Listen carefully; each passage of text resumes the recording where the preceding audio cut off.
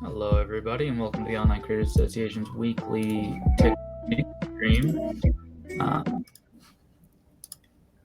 I forgot that I had to unmute the tab. How are y'all doing tonight? Good.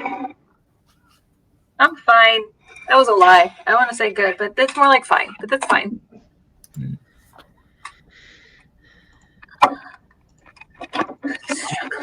A bunch of time this afternoon trying to figure out my finances for the last 3 years.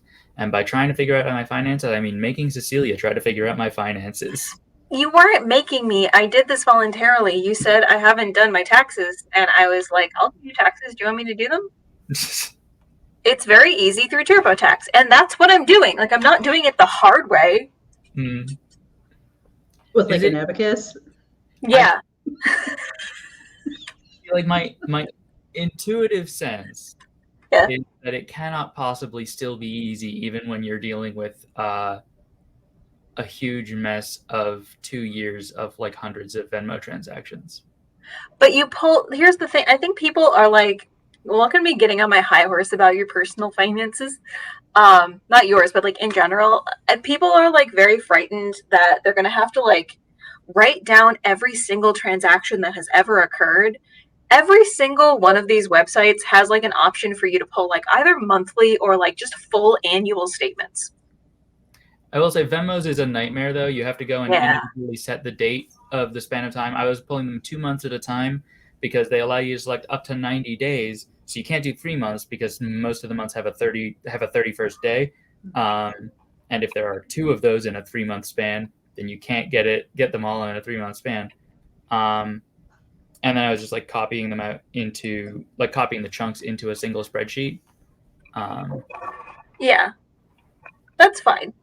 It is a pain in the ass. It has a button that lets you download a CSV of all of your transactions ever. Yeah. I very much recommend, from like a creator perspective, if you are like receiving payments through non-traditional means, if you like collect tips while you are like live, that kind of thing, I do kind of recommend that you think about like switching most of your stuff over to PayPal, just because there are like annual reports and PayPal will generate a 1099K for you, which like the government sometimes does want to see when you are like collecting miscellaneous payments from stuff. So like it is good in that way. PayPal also has like credit programs. Like PayPal credit's actually pretty okay. It's got like loan programs. It has like business versions of it, but I don't know. I'm an advocate for using PayPal. It's pretty good. They protect your privacy pretty well. I'm like good with it. Yeah, Venmo's is like, it's fine. But I do not believe there's a version of it where any version of it where it'll pull a 1099K for you. Which like if you go to an accountant, they will want to see that. Venmo is like Fisher Price PayPal.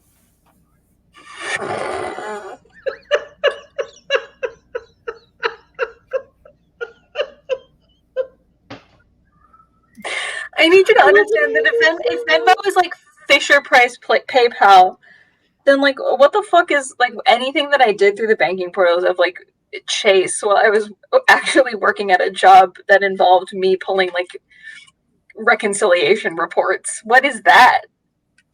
I mean, I haven't the foggiest notion. Like, I said that because it was funny, not because I know what it means. It's like looking at one of those little, like Venmo is looking at one of those little Fisher Place play kitchens, and PayPal's just like a normal kitchen. Mm-hmm. And then like Chase is like an industrial kitchen, but like all the vent fans are broken for some reason. And you keep asking them to fix it, and they're like, what are you going to do? Bank somewhere else? You live in New York City. I feel like it sounds like Chase is like the kitchen in one of those like very old pizzerias that actually still have like a wood-fired furnace, and like you have to cook like it's the 1800s, and they tell you that's better because it's fancy and expensive. The thing that I used to like illustrate why like the back end of Chase is weird for anyone who like doesn't do this for a living.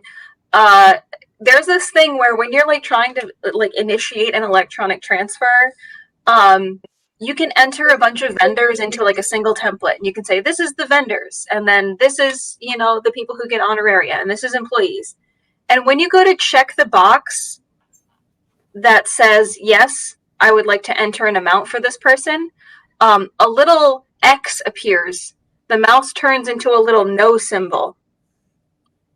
You can actually uncheck the box, it's fine, but it just appears every single time you try to pay somebody. I complained about this at least once a year for 4 years, and everyone was like, yeah, that's clearly a flaw in the design. We'll get on that. Don't lie to me. Literally just go in and make it not change the cursor. Please. Like, all you have to do is remove a feature. Doesn't matter. They didn't care. And they will never care because it's Chase and they're like one of the biggest banks in the world. Anyway, all that is to say, PayPal pretty good for creators, and you don't actually need to have like the business account in order for it to do things. The only thing the business account enables you to do is like transfer, I believe, like $10,000 or more per month. So like if you don't do that, you don't need that. Like you don't need to pay for no features, no fees, no nothing. Just unless you're taking care of things that I don't understand or know about. And that's fine, and that's your business. It's between you and PayPal. Anyway, I sent TikTok news. I sent internet news mostly because the TikTok news was a little sparse this week. Well, Argit gave us a good one to start out with. So I actually found some and then didn't just like scream about it. Whoa! Ether actually like, I don't like this at all. I know.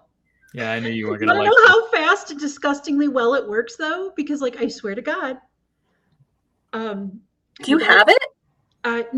No, but I think it's kind of already there because I hung out with my sister for 2 hours on Tuesday to mourn the loss of a family pet, and I am being flooded with Taylor Swift content.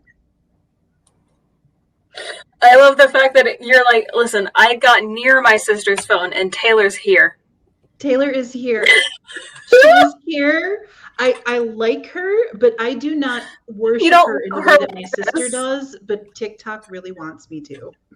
TikTok is testing a new nearby feed that is designed to display local content to users. A spokesperson for the company told TechCrunch that the new feed is being tested with select users in Southeast Asia, and that the test is currently limited in scope. Users who are part of the limited test will see a new feed tab displayed alongside the following and For You feeds on the app's homepage. We're always thinking about new ways to bring value to our community and enrich the TikTok experience, a spokesperson for TikTok told TechCrunch in an email.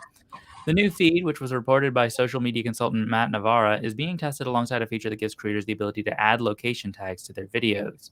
The TikTok spokesperson said the ability to add location tags is gradually rolling out to creators. I do have that ability.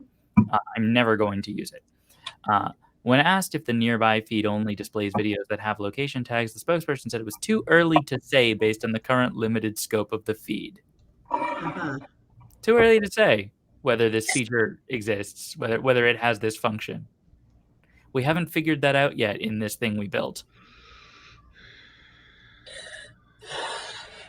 That feels like my first question. After what the fuck, that feels like my first question.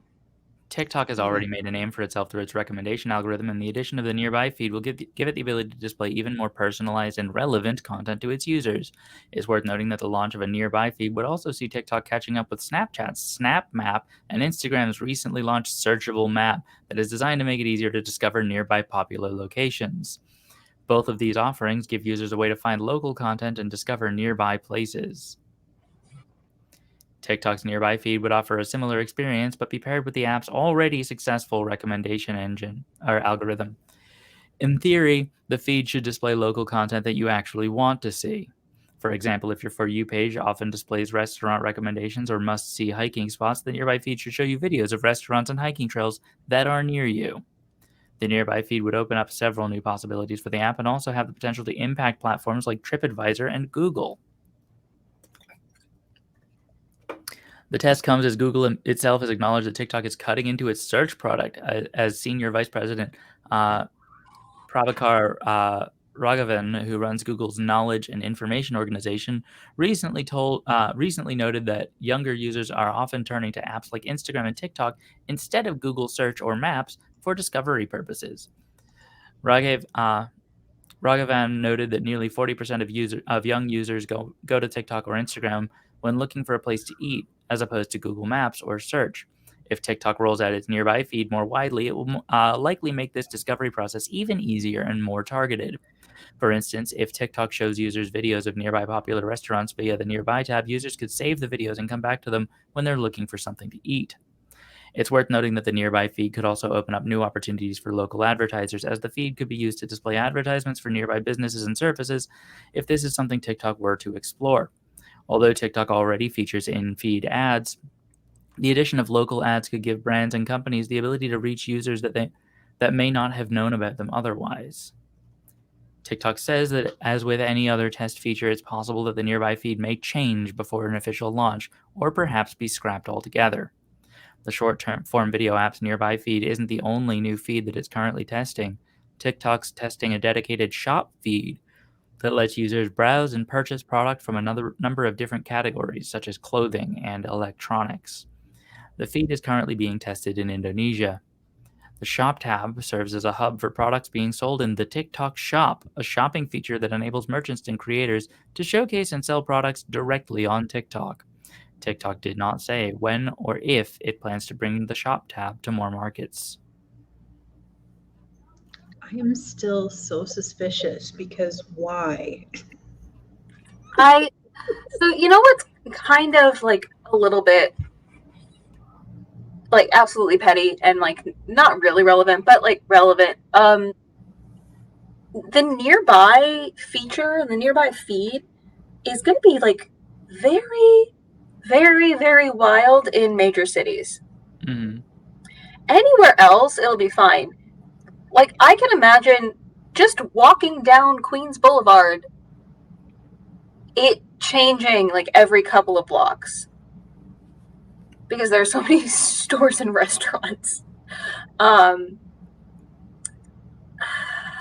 any of y'all remember Yik Yak? Yeah. I wasn't on Yik Yak, but I remember the damage it caused. I was gonna say, I know that I've heard of it, but I don't remember it. You could leave anonymous comments that were like geotagged to the area in which you thought them. SUNY Albany Yik Yak was quite a goddamn place, let me tell you.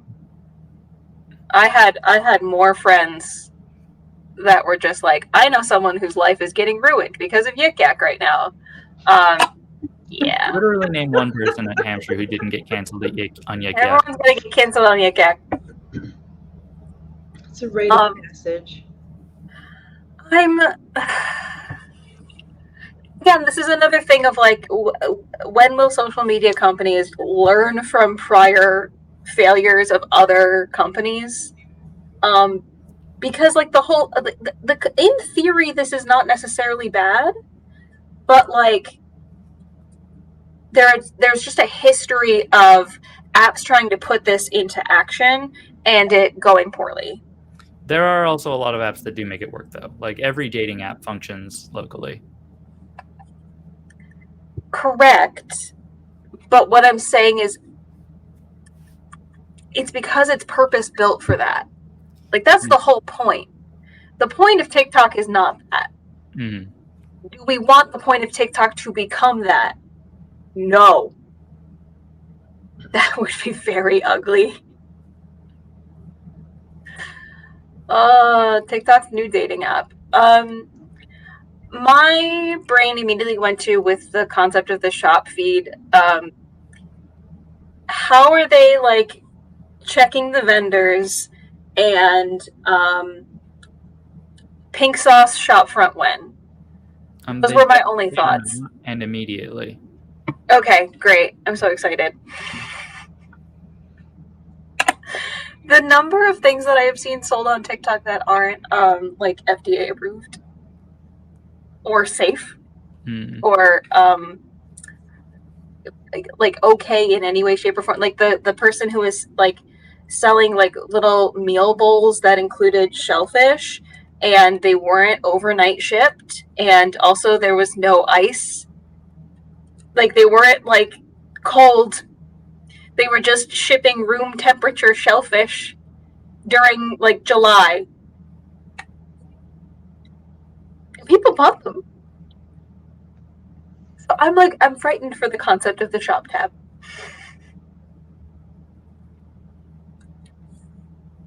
But you can't sell illegal pickles on TikTok. Please do not sell illegal pickles on TikTok. I beg you.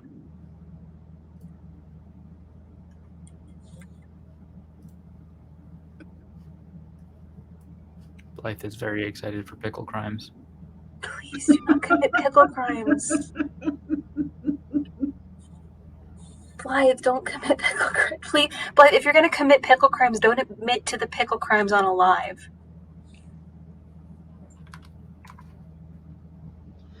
I am sorry to immediately interrupt this broadcast. Yeah. I got a new phone. Yeah. I'm logging into TikTok as we speak. It has a huge list of choose your interests. Yeah. I have never seen that before. Oh, yeah. No, after a while, they started, like, using, copying other apps with, like, maybe we should ask people what they're interested in before they get here. Personalize your experience by picking 3 or more. No. The concept of all of the not safe for work content being in the shop tab. Yes. I think that would be extremely funny. Shop tab, buy my nudes. Well, yeah, because you need to be 18 to get a credit card, so it's a good filtering process. Exactly. Yeah, no, kids like to steal. Yeah, no, it's... Anytime I suggest that there is any way to keep children from accessing adult content on the internet, I am joking. Oh, good God. I was just kind of like, do you have any idea how many Christmases I personally ruined because I allowed their child to make a credit card purchase? Personally, it was me.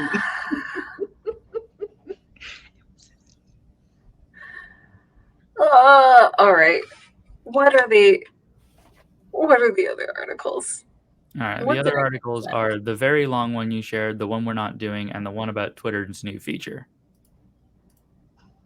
I mean, the thing about Twitter's new feature is just like they're allowing some people to edit posts now, but only for premium users. Permanently misspelled tweets might soon be a thing of the past. Twitter said on Thursday that it will roll out an editing feature for subscribers of its premium Twitter Blue service later this month. In an update on its plans to introduce an edit button, the social media company said it's been testing the feature internally, which it said is one of the most requested features to date. The edit function will give users 30 minutes to make changes to their 280 character messages, such as fixing typos or adding hashtags after the first publishing a tweet. To make it clear that the tweet has been modified, they will be labeled and appear with an icon and timestamp. Users can look up past versions of the tweet by tapping the label. Twitter said it's testing the edit feature with a small group of users so it can identify and resolve potential issues. This includes how people might misuse the feature, the company said in a blog post. You can never be too careful. The time limit and version history play an important role, Twitter said. They help protect the integrity of the conversation and create a publicly accessible record of what was said. Twitter hinted that the edit feature would eventually be rolled out to all users. Testing helps the company understand how it impacts the way people use Twitter, as well as plan for and anticipate what might happen if we bring it to everyone, spokeswoman Stephanie Cortez said. Many Twitter users, among them Kim Kardashian, Ice-T, Katy Perry, and McDonald's corporate account, have long pleaded for an edit button. The company said in April that it's been working on the feature since last year, a day after Tesla CEO Elon Musk polled his followers on whether they wanted an edit button. About 3/4 of the 44 million respondents said yes. Later that month, Musk offered to buy Twitter for $44 billion with the promise that his ownership would bring big changes to the service. He has since attempted to back out of the deal, citing concerns about fake accounts and whistleblower allegations of poor cybersecurity, setting the stage for a bruising legal battle over whether he has to go through with the purchase. The premium service costs $4.99 per month. I do actually think this is rolling out the right way. Yeah. And putting a time limit on it, having an edit version history. Yeah, that's all good. Noting that it's been edited, putting a timestamp on the edit. Yeah, 100%. TikTok, when will you let me do this to my captions? Because I have made so many typos. And then I post them and then I'm furious about it. It is not actually that hard to just be like, yeah, we put a timestamp on the edit, or we just note edited. Please. Version history, I think, is the best. Like, really. Version history does allow for like the continuation of this you culture on Twitter, where you go back and you pull up the like non-edited version where someone said something really terrible and they edited it to not. Mhm. Yeah, no, this is all good. I'm glad they're doing it. I hope other platforms fucking listen. All right. Instagram allows you to edit, but it doesn't note that it's been edited, as far as I know. Focus. Camera. No focus. No. It's done with me today. That's fine. Yeah. Instagram allows you to do this, but it doesn't allow you to like. I don't think there's a version history. I don't think it notes that it's been edited, because I go back and I correct my typos on that all the time, or I like add different hashtags that I forgot to add. I do feel like some kind of version history is important. Anyway, good job, Twitter. All right, moving on to the very long one.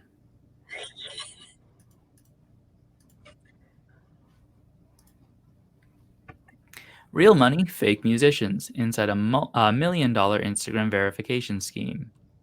A jeweler, a plastic surgeon, an OnlyFans model. They and others received a blue check in likely the biggest Instagram verification scheme revealed to date. After ProPublica started asking questions, Meta removed badges from over 300 accounts. Material Squirrel says, I think we should be able to edit retweets. Yeah, is John Green on Twitter? Please leave that man out of this. Yeah, I feel like John Green probably is on Twitter. He is on Twitter, and I get the sense that if there was any sign that someone could go through and edit what he had said, he would be off it in 2 seconds. He would be gone. Mm-hmm. To his more than 150,000 followers on Instagram, Dr. Martin Eugenberg is Real Dr. 666, a well-coiffed Toronto plastic surgeon posting images and video of his work sculpting the décolletage, tucking the tummies, and lifting the faces of his primarily female clientele. Eugenberg's physician influencer tendencies had led to a 6-month suspension of his Ontario medical license in 2021 after he admitted to filming patient interactions and sharing images of procedures without consent. He apologized for the lapse and is currently facing a class action lawsuit from female patients who say their privacy was violated. But on Spotify, Apple Music, and Deezer, and in roughly a dozen sponsored posts scattered across the web, Yugenberg's career and controversial history was eclipsed by a new identity. On those platforms, he was DJ Dr. 66, a house music producer who celebrated for his inherent instinctual ability for music composition and who assures his followers that his music is absolutely unique.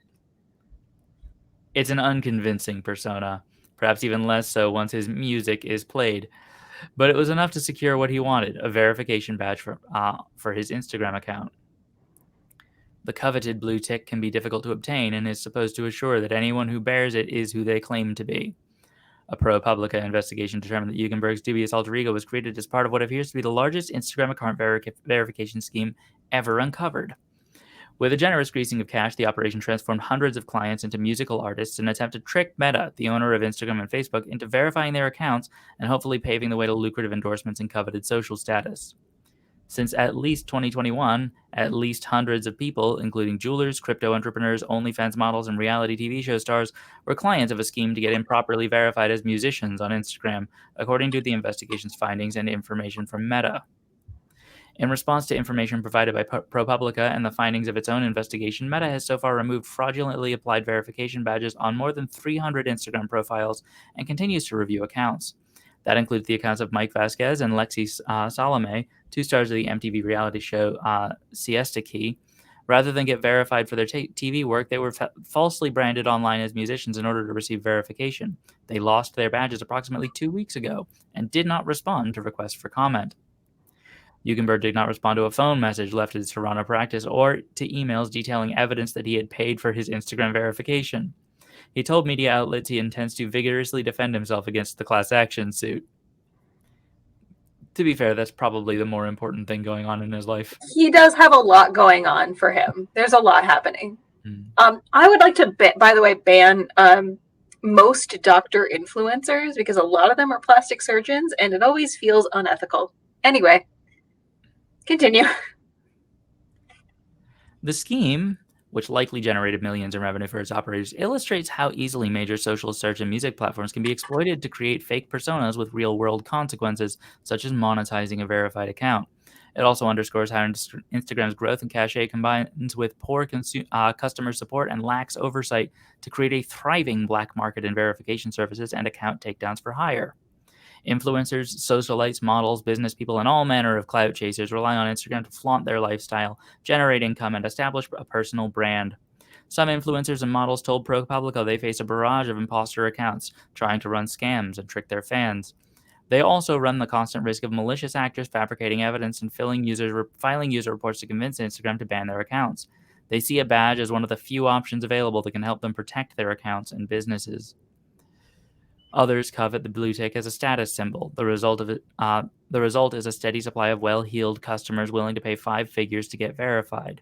Meta is reportedly working on enhancing its customer support. Sure. The verification scheme identified by ProPublica exploited music platforms like Spotify and Apple Music, as well as Google Search, to create fake musician profiles. The songs uploaded to client profiles were often nothing more than basic looping beats, or in at least one, extended periods of dead air. They credited other composers with nonsense names such as Rugsel Stadl and Yush Fleischer. The Meta employees tasked with reviewing the musician verification applications apparently failed to listen to the tracks or look too closely. The people running the scheme also purchased articles promoting fake artists and their music on websites, including hip-hop publications like The Source and ThisIs50.com, a music and culture site affiliated with the rapper 50 Cent. They often bought fake comments and likes for clients' Instagram posts to make the accounts look popular, and purchase fake streams for songs on Spotify, according to 2 sources with direct knowledge of the operation. One source said some clients, were told to rent a recording studio and post photos on Instagram that make it look like they were working on music. The Source and ThisIs50.com did not respond to emailed requests for comment. You can make a Spotify account or Apple Music account and boost the streams and get fake music pressed very cheap. It's very quick and easy, said the Source, who asked not to be named due to fear of retaliation. A Spotify spokesperson said the company identified artificial streams, which are often generated using bots, on many of the 173 profiles provided by ProPublica. The company has removed more than 100 of the artists from its platform. Fraud is an industry-wide issue that we take very seriously, Spotify spokesperson Zachary Kozlak said. Spotify invests heavily in automated processes and manual reviews to prevent, detect, and mitigate the impact of artificial activity on the platform. We've removed the content in question and we found to be manipulated. Apple Music did not respond to multiple requests for comment, but has removed the music from the profiles of many of the dubious artists identified by ProPublica. Using domain registration records, corporate and banking documents, information from online platforms, and interviews with clients and people with knowledge of the scheme, ProPublica was able to identify the person at the center of the plot. He is a Miami-based aspiring DJ and would-be crypto entrepreneur named Dylan Shaman. With little or no interference from Meta, Shaman built a verification for pay juggernaut while also burnishing his own image by using the same digital manipulation techniques he offered to clients. Shaman appears to have hawked his Instagram verification services to a cadre of Miami nightlife impresarios, restaurateurs, jewelers, models, and others. He also transformed his model influencer girlfriend and his older brother, a mortgage broker, into musical artists in an attempt to secure account verification. In phone interviews and text messages to ProPublica, Shaman, an athletic bearded 26-year-old, denied any involvement in the scheme and said he does not sell account verification services. He said he works on Fanverse, a crypto startup that enables creators and influencers to sell NFTs of themselves, among other projects. After being provided information by ProPublica, Meta confirmed Shaman's key involvement in the fake musician verification scheme. It banned him from its platforms and removed his Instagram and Facebook accounts. The company said the Shaman scheme was a sophisticated operation that Meta works to thwart the sale of fraudulent services to users of its platforms. Scammers selling fraudulent services continue to target online platforms across the internet, including ours, and constantly adapt their tactics in response to industry detection methods, said a Meta spokesperson who asked not to be identified due to security concerns related to the story's subject matter. We urge people to keep vigilant and never pay for verification status because it violates our terms. Whenever we identify a scheme like this, we take action, and that means not only will someone who paid for verification lose their money, they'll lose their verification status as well. Materials Girl says, sounds kind of like a ripoff of selling shares of one's immortal soul. I mean, this game has been in town for a lot longer than that.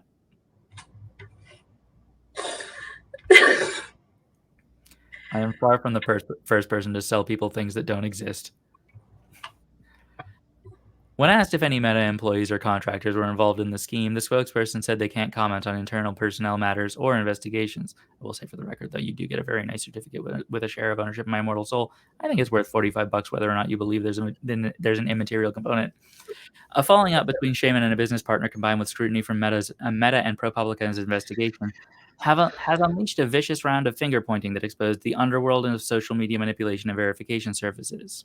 In response to questions from ProPublica, Shaman said the scheme is all the work of Adam Quinn, a prominent Instagram creator who previously worked with mega influencer and boxer Jake Paul, and who has collaborated with musicians and celebrities for online promotions. Quinn's Instagram account had more than 2 million followers when it was removed by Meta in June.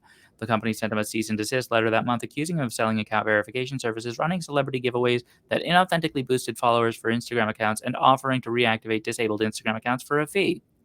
The Meta spokesperson said the company has collected evidence of Quinn's involvement in selling verification services before its recent move against Shaman for the fake musician scheme.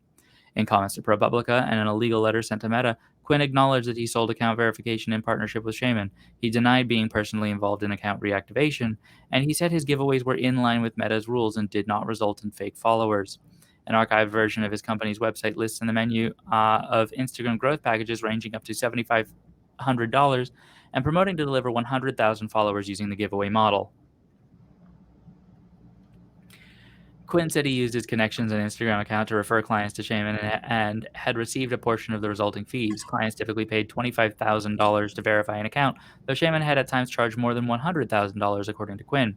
He provided ProPublica with a bank document showing wire transfer information for Shaman's company, as well as 2 agreements from this year that said Quinn and Shaman were partners in a social media verification business. One agreement signed in June stipulated that Shaman's company was responsible for the client work to ensure successful verifications. A source close to Shaman, who asked not to be named to avoid jeopardizing their current job, verified the authenticity of the agreements and claimed that Quinn was the one submitting fake musician verification requests. The language of the agreements appears to dispute this claim, as do Meta's findings.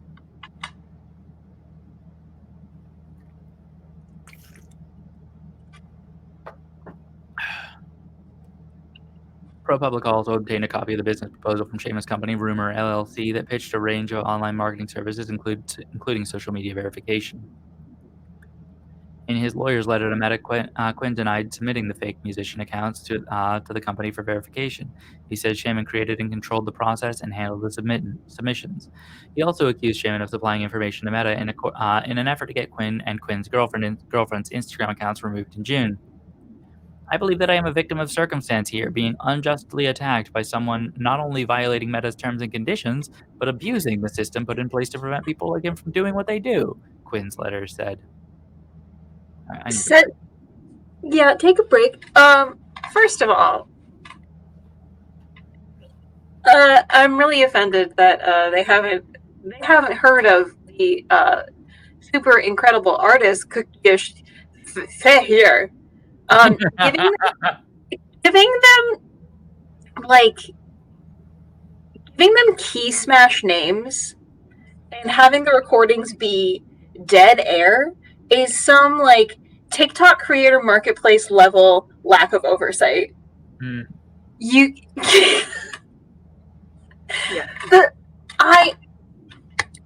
Even if they were just giving them fake names and the dead air was like a portion of the track instead of an entire track of just like, here is a blank track with some key smash next to it.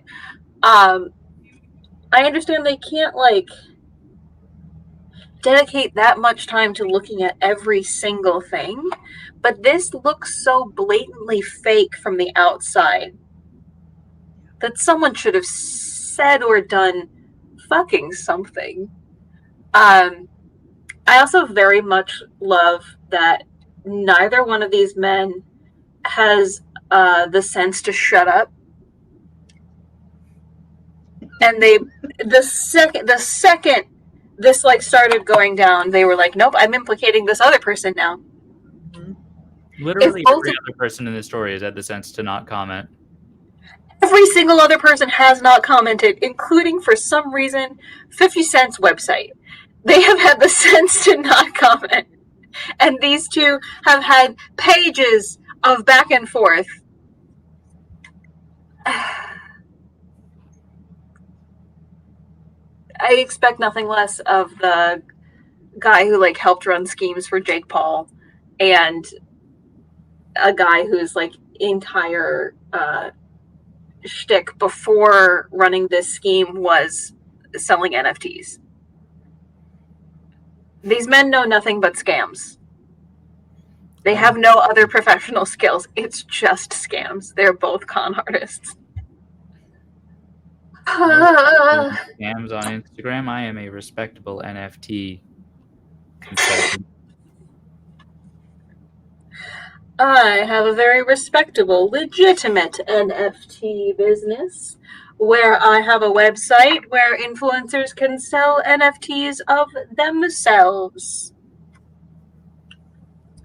Sir, it's not any better. It's really not. I go so far as to suggest that it's worse. Yeah, it is actually much worse. Great. Hey, he's Swedish. Sorry,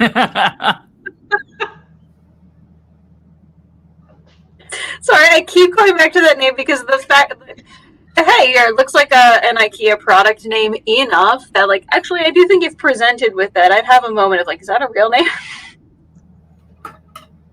When will NFTs die out? Never, because they could make money.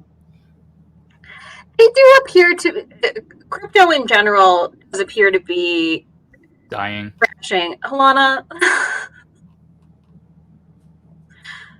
Alana.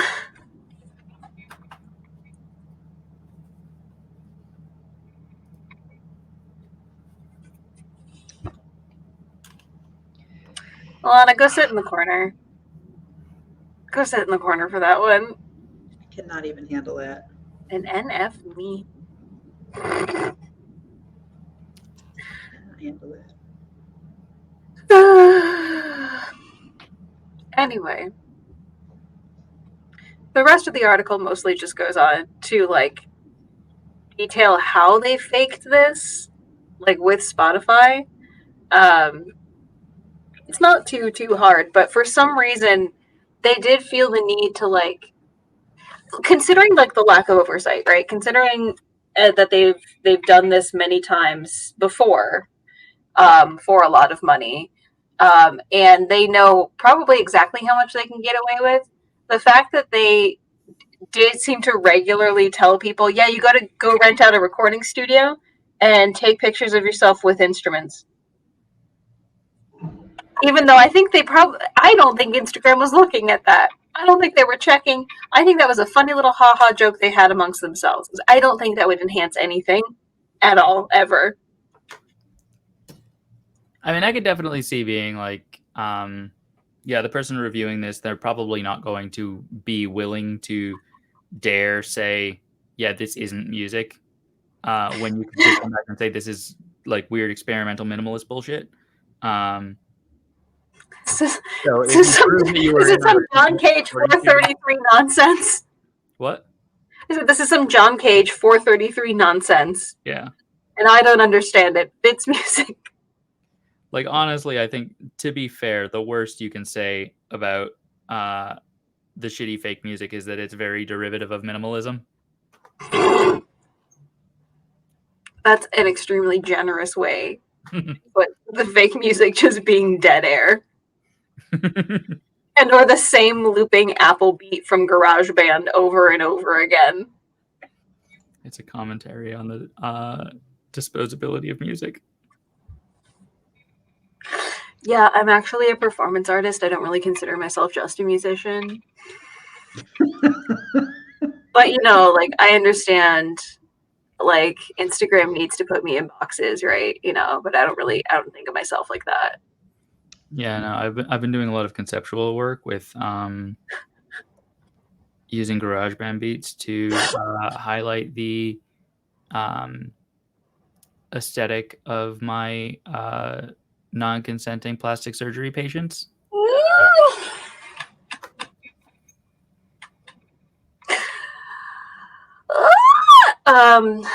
I stand by my statement that doctor influencers, there's certainly an excellent subset of them, but a lot of them just keep showing up doing surgery on people sometimes, and I feel like that should be illegal. Could you clarify that sentence? Because you just said they keep showing up doing surgery on people sometimes. On my my For You page, like, I have routine. I think it's because every time I see it, I engage with it in that I'm sitting there trying to report it many times. But I, like, for some reason, TikTok will, like, stop. Please. TikTok will let, with, like, just, like, the barest of content warnings, let a lot of, like, plastic surgeons especially show extremely graphic, like, surgery. Like, holding up flaps of skin for the camera. Yeah, that does sound like it shouldn't be on TikTok. Yeah. The way that you phrased it at first, I thought you meant like surgeon, like if a surgeon does fan doctors, all of them from Earth. No more surgery.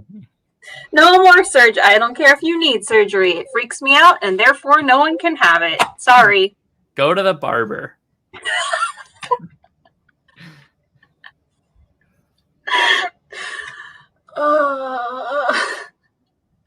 Listen, with all of the modernization, I think we should go back to, you know, the way things used to be, where you could get dysentery from your local water pump down the street, and you'd go to the barber for most of your surgical needs, and also to get your face shaved.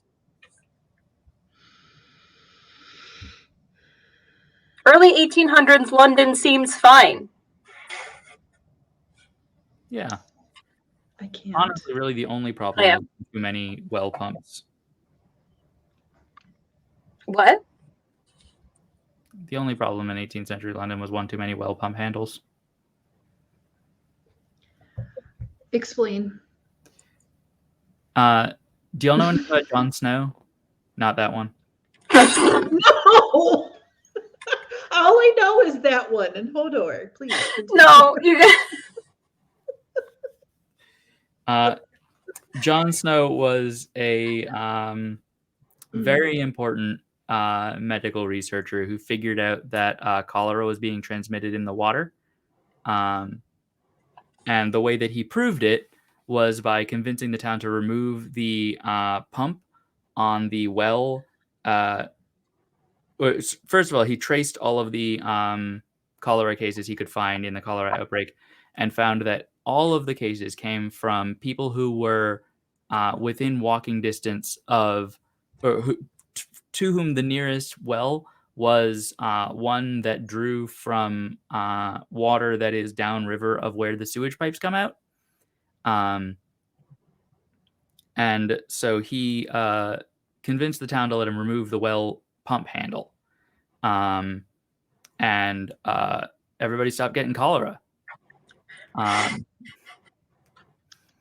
And it was like one of the like major, like it was like the first time somebody had used like statistical like investigation like that to figure out what the fuck was going on with the disease. He's like considered the father of epidemiology. I did not know his name, but I know exactly the thing, and I've seen the like map he drew with like tracing where all people went to get all of their water in the area. And there's just like so many little tracks, it's almost impossible to see. But yeah, he's considered the father of epidemiology. It's I just love that you stated the conclusion as, you know, the real problem is having handles to those well pumps. Yeah. I just said there was one too many. There's one too many. We're going to let you guess which one is the one too many. Well. Shut up.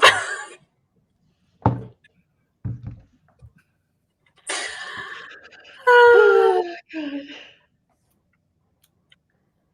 Look, just looking over and seeing in the chat, oh, polio's back.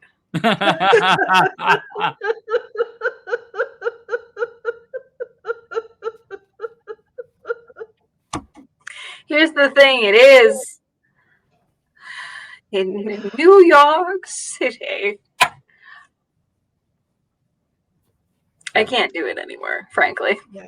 I can't receive any other bad news about communicable diseases. Yes. Well, I don't want to read any more of this story because it sounds like there's nothing to gain from it. And we're not doing the other story you linked. So I know, because I just put that there for myself. I don't have anything else to talk about. Do you guys want to see the shirt I'm working on? Show the shirt. All right. So I am at some point in the future going to be spending some time in DC to visit a bunch of influencer friends. And I'm mostly going to be crashing on their couches. And because I'm going to be crashing on people's couches, I can't sleep naked, so I need pajamas. So I went to Goodwill and got this shirt. And I am modifying it with embroidery floss because if I am not the most extra person at the sleepover, what's the point? So first thing I did was remove the collar and stitch that down.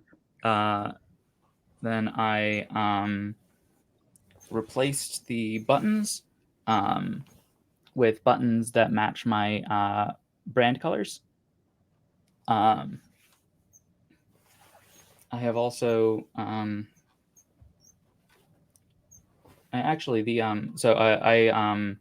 replaced the buttons on the sleeves as well, and then the other sleeve button is too small, so instead of replacing it, I wrapped it in thread.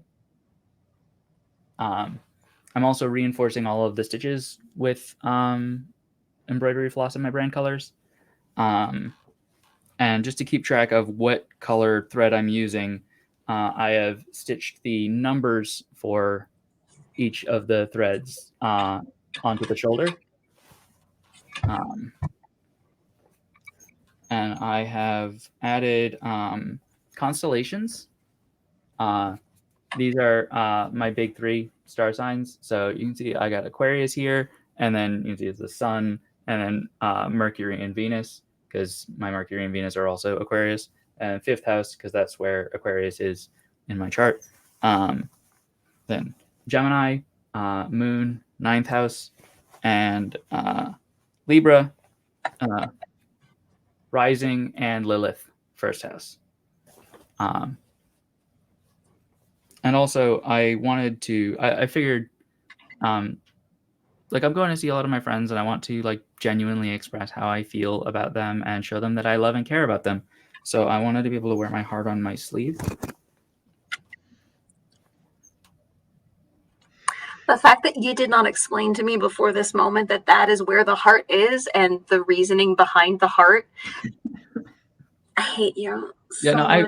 Every time I've shown it to you, I've said I'm putting my heart on my sleeve.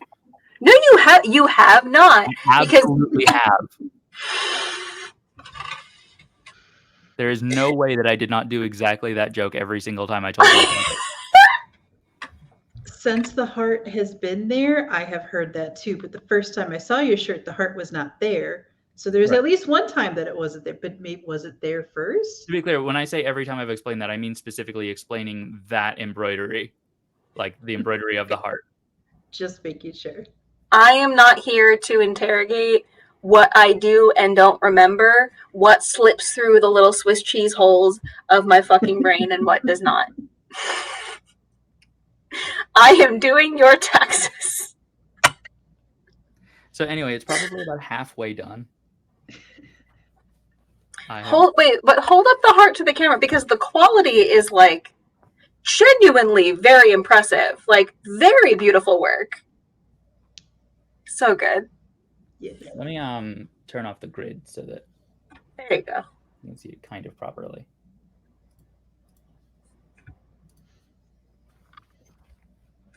It looks so good. It's very nice. And I even did the thing where, like, you put a piece of fabric on the back so that it has, like, the support to not, like, get all like weirdly pulled and stretched. Mm-hmm. Good.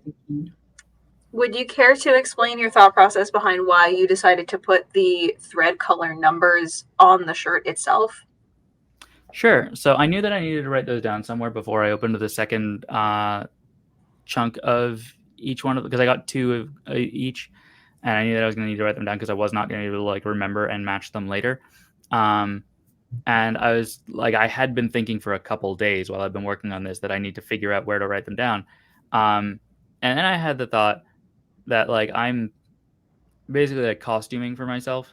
And the thought occurred to me of, like, the scene, those, like, like the extra, like, behind the scenes clips from movies where they, like, interview the costumer and they're talking about how they made the decisions about all of the, like, things in the costume, like the weird noodly little details. And I had the thought that, like, I could imagine a costumer being like, yeah, so we know that, like, Watson's character would really want to, like, remember these numbers, and so they need to put them somewhere, and we thought they'd probably just fucking embroider them on the shirt. So I did that. Every day you stray a little farther from being a person that I'm, like, definitely sure is a real person. Just conceiving of yourself in more and more fictional ways. It's fine. I remembered something that I hadn't thought about in years, but, like, as soon as it came back to me, I was like, oh yeah, this is going to annoy Cecilia. So you know my name? Immediately. Wait, did you say so you know that meme? What? No, so you know my name? Yeah. Yeah. So Watson in the name. is a Sherlock Holmes reference. It's referencing the character Dr. Watson from the Holmes stories. And it's kind of like superficially a nod to my English heritage and the pulp genre fiction tradition in which I intended to be working when I was choosing this as a pen name. It is also, and I was very conscious of this at the time, the name of the character who, in the fiction, writes the fiction.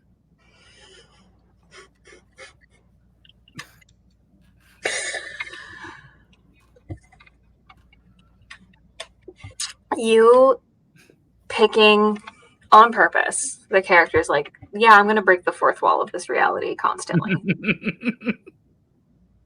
As a real person who consistently chooses to engage with real life as if it is like a meta experience by like costume designing your trip to DC.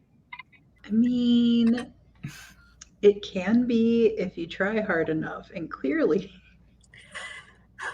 for reasons unknown. Time will tell.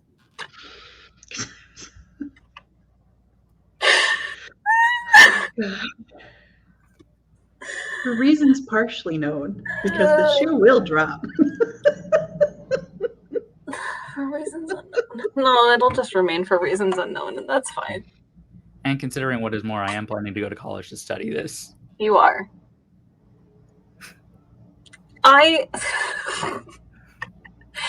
The thing is like, I know that eventually you're going to be in rooms in which people like really know you as you are presenting whatever research that you are presenting, and they're going to keep having moments of like,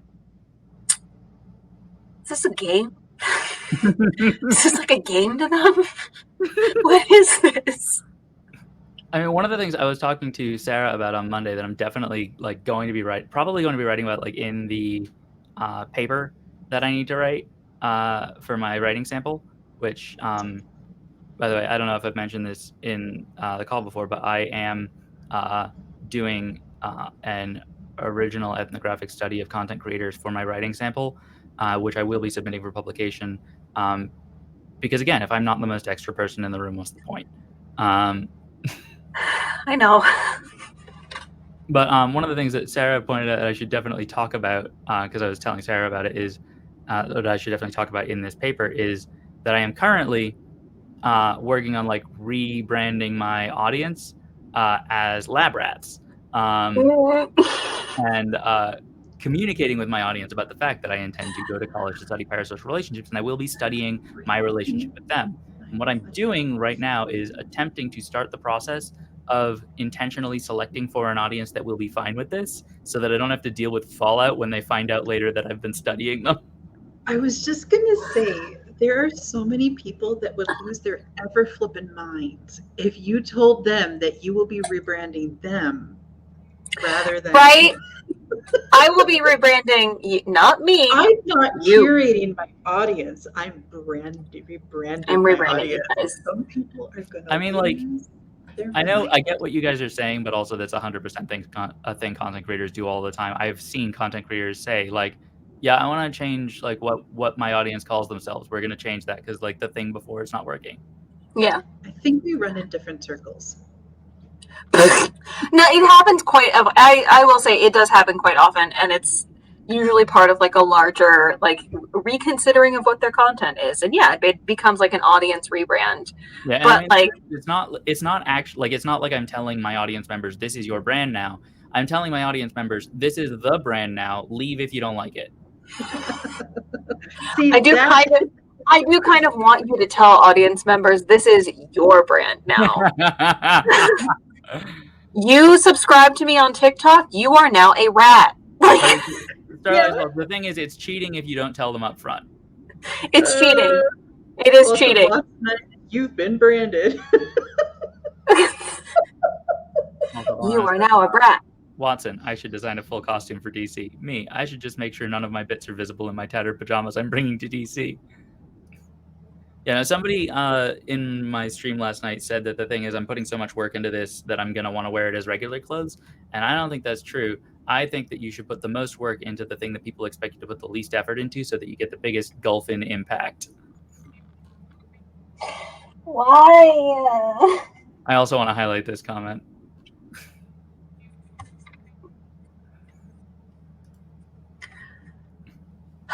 I can't like talk about you as a person in like the class that I am in right now.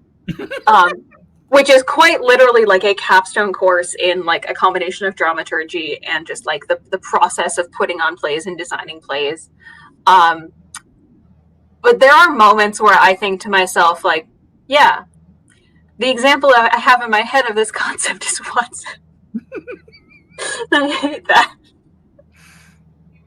I did write about you in one of my psychology papers, though. Oh? Yeah. I believe it was about... It had to have been during, like, learning course. I'll pull it up at some point. I did. It was mostly along the lines of I did mention that I had written about you, and you did not remember the first time I told you that I like mentioned you in a paper. And it seems you also do not remember the second time I told you I mentioned you in a paper. I think it's because I didn't pull up the paper. I still have it. I mean, you said it was about like learning, right? Yeah. Were you just talking about my content? No, I was talking about... It had to have been something about operant conditioning. This is very thrilling live stream content for everyone right now. I mean, it is 9:00, and we have this friend that Cecilia has written papers about my psychology. It's fine. It's like, yeah. Are Thanks we not everybody for coming. entertained? We will be back next Thursday. Good night. Night.